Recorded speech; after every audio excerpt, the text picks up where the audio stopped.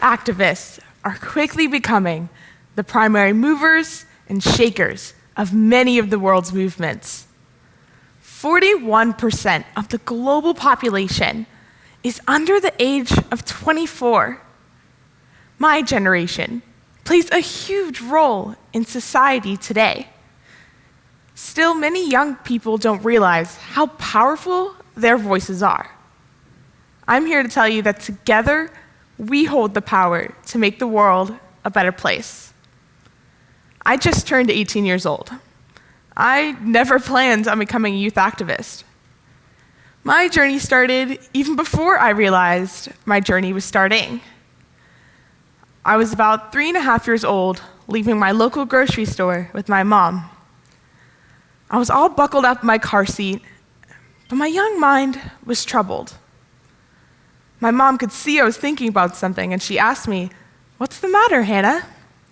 And I told her, "No one cares about the planet but us." My mom was shocked that such a big thought was coming out of such a little person. She asked me why I would say that, and I told her that no one else brought reusable bags to the store. It seems I was already making the connection that our daily habits have an impact on our planet. About a year later, my parents and I started an organic garden. I was fascinated that you can plant seeds in the earth, and with some water, sunlight, and love, you'll have fruits and vegetables that you can enjoy. I learned that if you take care of the planet will take care of you. Then in kindergarten, I asked my mom if I can give tomato plants to each of my classmates so they can start their own organic garden. So my mom bought me a pack of seeds and some soil and said if I took care of the plants for the next few months, I could give them to my classmates on Earth Day. She figured I would forget about the plants, but I loved taking care of them. My passion for what I had learned was overflowing, and I wanted to share it with my friends. When Earth Day came around, I led a show and tell about why we celebrate Earth Day and what we can do to help save our planet. And I gave each of my classmates their tomato plant. I was overwhelmed with the feeling of being a part of something bigger than myself. There was a moment where I felt that this was my purpose, and I wanted to continue. As I grew older, I learned how animal species that have roamed the earth for millions of years could go extinct during my lifetime. I was devastated. But I was just 10. What could I do?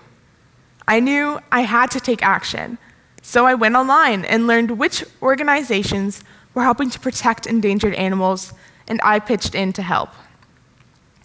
Gaining confidence in my abilities, I ended up starting my own nonprofit, Hannah for Change, at the age of 11. Through advocating for animal rights, I learned how environmental issues were impacting animals, specifically the growing crises of plastic pollution and climate change. Ever since, I've been speaking up, initiating campaigns, attending protests, and educating over 30,000 people, and I haven't looked back. One of my main campaigns was establishing February 15th as Plastic Pollution Awareness Day in the state of Georgia, the first event of its kind. My call to action was to reduce the use of plastic products for at least one day, and hopefully all year long. I was able to engage 90 global organizations to support this effort. The event was seen by over 300,000 viewers on the local news and was even showcased on CNN. Youth were so inspired by this event, they sought to hold similar events in their own states. Ultimately, and what I'm most proud of is that my work proved to young people that you don't have to be of voting age to get involved in politics and affect change.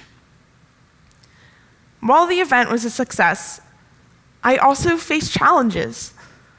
The plastic lobby wanted to stop my day and ultimately stop me.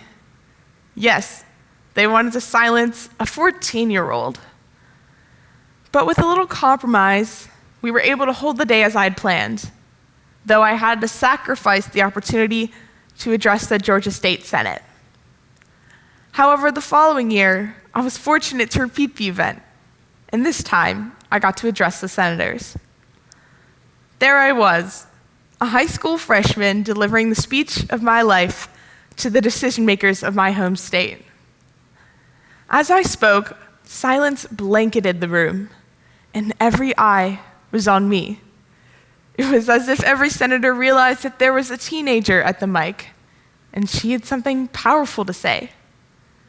I spoke on how we need government action to fight plastic pollution, and that we cannot sit idly while we continue to pollute our home. Wrapping up, I concluded with a final question. Are you with us? The reason I share this story with you is that at that moment, I realized young voices are powerful, and we are being heard. I realized then and there that movements start with the decision to speak up.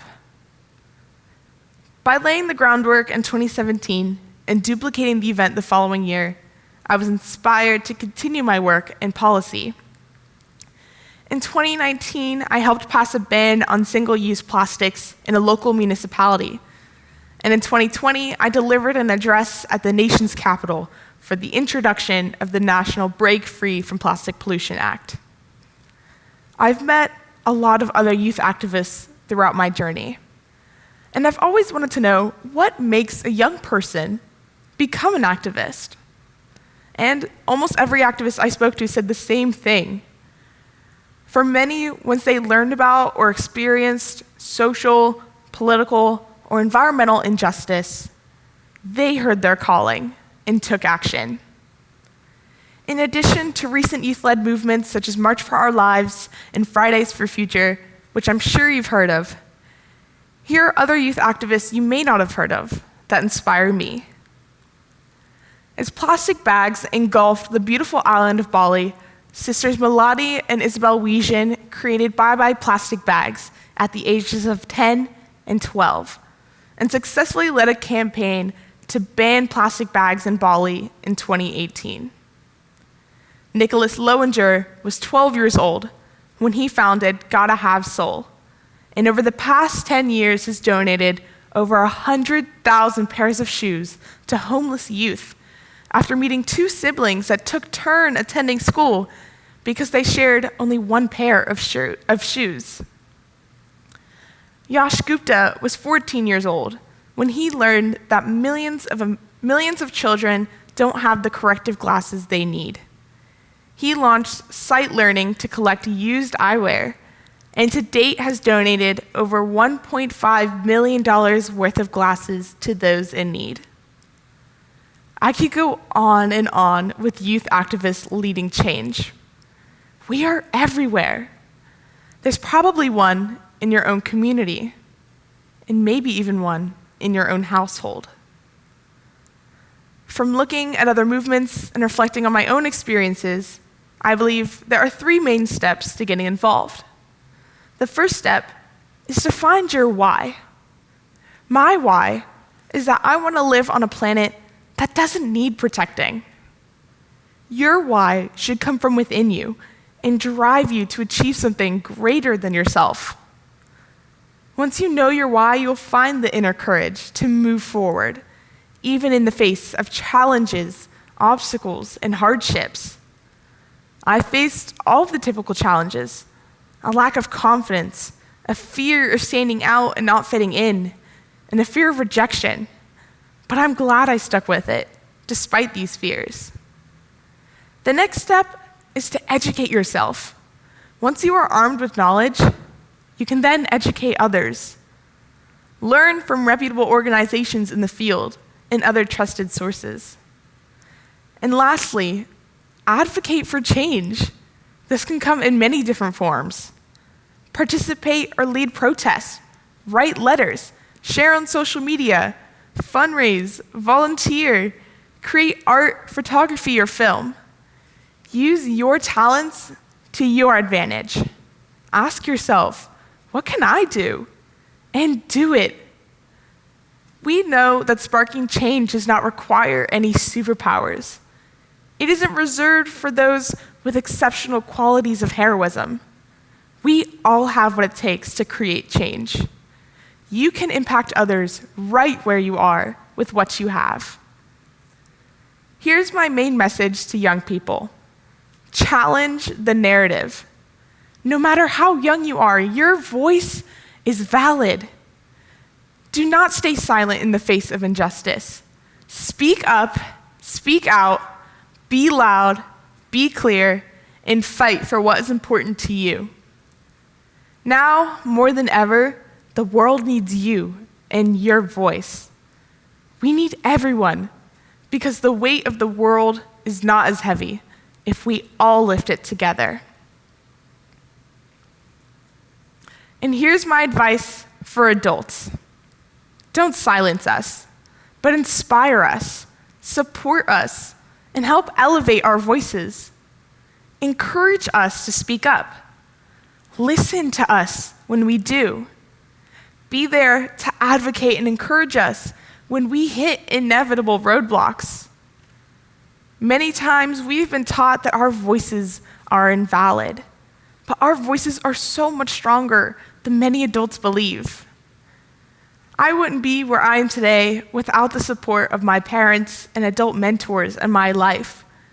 So the next time you see a young person with an idea, support them, help foster their ambition, and fuel their passion. I often hear people say that we are the future, or that we will change the world. But that isn't true, because we are not the future. We are the present, and we are changing the world right now. The question is, are you with us? Thank you.